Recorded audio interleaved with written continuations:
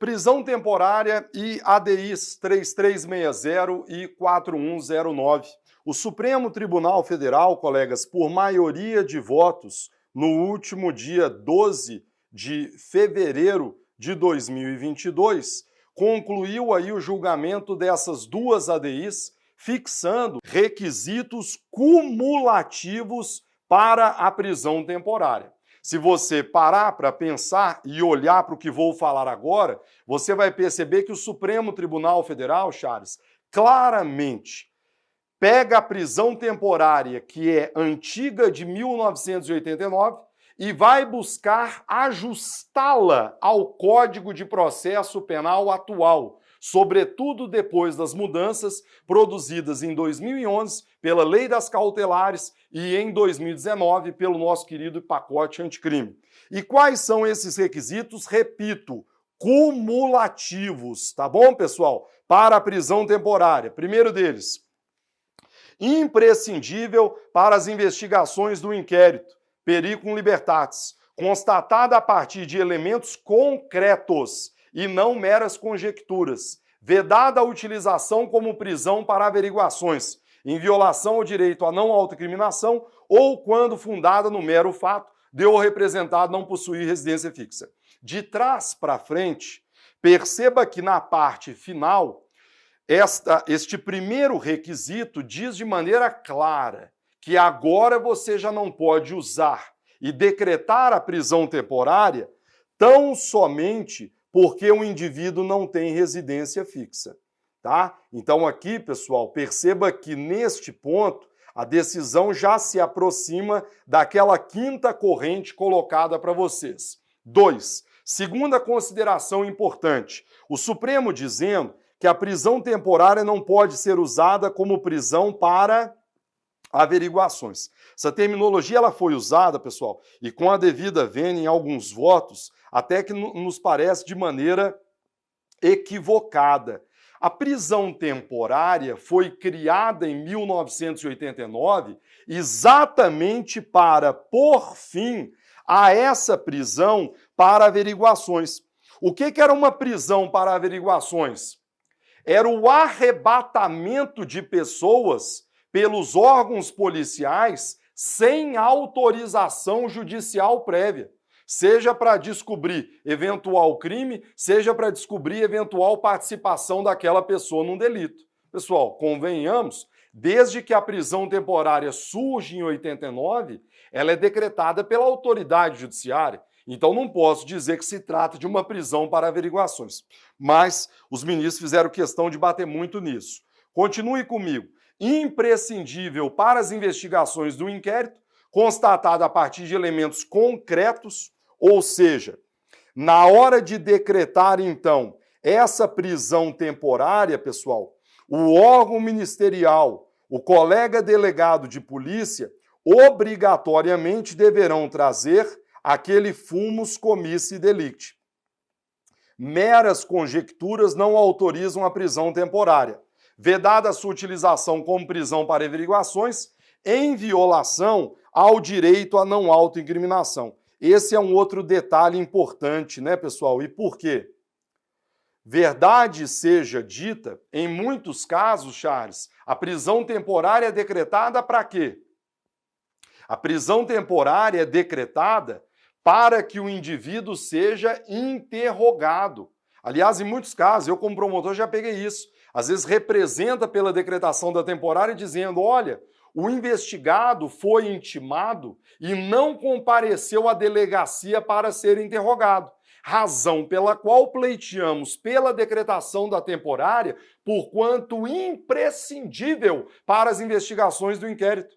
Colegas, se o investigado não é obrigado a produzir prova contra si mesmo, o Supremo já fixou isso, inclusive no próprio julgado sobre a condução coercitiva, haveria lógica em se decretar uma prisão temporária para obrigar o indivíduo a ser interrogado? Não. Porque se ele tem o direito ao silêncio, se ele não é obrigado a produzir prova contra si mesmo, qual é a lógica de se decretar uma prisão cautelar para a realização de um ato em relação ao qual ele não está obrigado a participar? Então, hoje, com essa decisão, firmada pelo Supremo, eu vou ter que analisar qual é ou o que você está chamando de imprescindível para as investigações do inquérito. Ah, o investigado está ameaçando testemunhas. Tudo bem, prisão temporária. O investigado está destruindo fontes de prova. Tudo bem, prisão temporária. Ah, o investigado não compareceu para o interrogatório. Isso não justifica mais a prisão temporária hoje, com base nessa decisão do Supremo Tribunal Federal. 2. Fundadas razões de autoria ou participação do indiciado nos crimes previstos no artigo 1º e 3º, vedada a analogia ou interpretação extensiva. Aqui, colegas, certamente 2 problemas surgirão. O primeiro é que, ao fixar a tese, e o acórdão ainda não foi publicado enquanto gravo esse vídeo para vocês, os ministros se referiram, pessoal, apenas aos crimes previstos no inciso 3º do artigo 1º. Aí, inevitavelmente, vai surgir a pergunta, mas espera aí, e os crimes hediondos e equiparados? Continuaria sendo possível a prisão temporária ou não? Porque no próprio requisito colocado aí pela maioria do Supremo, estaria vedada a analogia ou interpretação extensiva. Você vê que esse ponto, senhores, certamente um dos mais controversos, na minha opinião, e que precisa ler o acórdão, né? Depois eu posso até mudar de opinião, mas isso aqui vai provocar diversos problemas. Primeiro, falar apenas do artigo 1º, inciso 3º. Mas peraí, os crimes hediondos equiparados? Pois é, não houve menção explícita. Na nossa humilde opinião, pessoal, os crimes hediondos e equiparados aqui não tem analogia, aqui não tem interpretação extensiva, porque aqui há uma lei de regência que autoriza expressamente a prisão temporária nesse caso. Então, na nossa humilde opinião, pessoal, resta, repito, aguardarmos aí a leitura do acórdão, mas a prisão temporária continua sendo cabível em crimes hediondos e equiparados. Não há falar em analogia, porque em caso existe lei expressa autorizando a prisão temporária em relação a esses delitos, inclusive por prazo maior. O problema, no entanto, é que o Supremo diz que caberia a prisão temporária, pessoal, e diz que veda a interpretação extensiva e a analogia. Aí tem um outro problema. Dentre os crimes previstos na Lei 7960, no inciso 3º, vai dando uma olhada. Essa lei está completamente desatualizada. Veja lá você, ó, alguns crimes aqui, ó, ainda fala em atentado violento ao pudor, ainda fala em rapto violento, ainda fala em quadrilha ou bando. Aí vem a minha pergunta. Diante da segunda conclusão fixada pelo Supremo, caberia prisão temporária no crime de associação criminosa, que hoje está previsto no 288 do Código Penal, alterado que foi pela 12.850? Pois é, olha, com a devida vênia, né, pessoal, o problema da tese lá fixada pelo Supremo.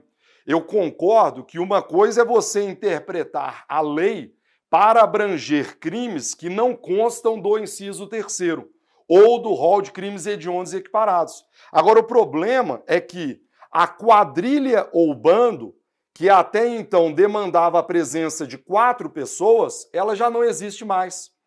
Com a lei das organizações criminosas, o nome em iuris foi alterado para associação criminosa, que hoje demanda a presença de 3 pessoas. E aí surge a indagação. Caberia prisão temporária num crime de associação criminosa? A doutrina sempre entendeu que sim. Porque se cabia no mais quadrilha, 4 pessoas, também caberia no menos associação criminosa 3. No entanto, diante da decisão fixada pelo Supremo nesse segundo requisito, pessoal, eu poderia entender que eu já não posso mais fazer essa interpretação extensiva. Quer dizer, veja o quanto problemática é essa segunda conclusão, esse segundo requisito fixado pelo Supremo. 3. Justificado em fatos novos ou contemporâneos que fundamentem a medida. Aqui, colegas, nenhuma grande novidade, porque isso já era trabalhado pela doutrina, que emprestava à prisão temporária aquela ideia inerente ao princípio da contemporaneidade. Esse princípio sempre foi trabalhado pela doutrina e desde 2019 ele foi trazido para o Código de Processo Penal, até mesmo porque a jurisprudência já o fazia. O pacote anticrime introduziu no Código esse princípio. E é básico, pessoal. Se eu vou decretar uma prisão cautelar, os fundamentos do periculo libertatis devem ser contemporâneos ao momento em que a temporária é decretada. Então, para dar um exemplo simples, o crime foi cometido em 2015. Eu posso justificar a prisão temporária com fatos pretéritos? Não. Eu tenho que demonstrar que hoje, em 2022, o investigado continua ameaçando a vítima, que ele continua destruindo provas. Isso é contemporaneidade. Parágrafo 2º do 312, que o 312 está inserido na prisão preventiva, mas com a decisão do Supremo Tribunal Federal, este requisito também passa a ser incorporado à prisão temporária. Nesse ponto, sinceramente, nenhuma objeção. Acho que o Supremo andou bem em dizer que isso aí é uma regra geral para toda e qualquer prisão cautelar. O quarto e último requisito cumulativo está aí na tela para vocês. A medida, em caso a prisão temporária, ela deve ser adequada à gravidade concreta do delito, às circunstâncias do fato e às condições pessoais do indivíduo, e desde que não seja cabível a imposição das cautelares diversas da prisão. Colegas, pau que bate em Chico também bate em Francisco. Se a prisão temporária é uma espécie de prisão cautelar, não há muita lógica em se privá-la da aplicação dos regramentos hoje inerentes à prisão preventiva. A gente sabe que desde 2011, o Código de Processo Penal passou a prever as cautelares diversas da prisão, como medidas de prima ratio. Logo, se eu vou decretar uma cautelar pessoal, o meu foco inicial é sobre as cautelares diversas da prisão, 319 e 320. Só devo usar a prisão temporária, então, quando revelada a insuficiência dessas cautelares diversas. Para além disso, na hora de decretar uma prisão temporária, eu tenho que me ater às condições do indivíduo. Tem maus antecedentes? É reincidente? Tenho que analisar a gravidade concreta do delito, jamais a abstrata. Então, esses requisitos que até então estavam apenas no Código de Processo Penal, 282, inciso 2º, e 282, parágrafo 6º, hoje foram trazidos para onde? Para dentro da prisão temporária. Então, esses são os 4 requisitos cumulativos trazidos pelo Supremo no julgamento dessas 2 ADIs. Sem dúvida alguma, o segundo requisito é o que deve provocar mais controvérsias. Espero que vocês tenham gostado do vídeo, mandem um feedback, mande sua crítica, sempre importante para a gente poder continuar trabalhando e produzindo conteúdo de qualidade para vocês. Um forte abraço.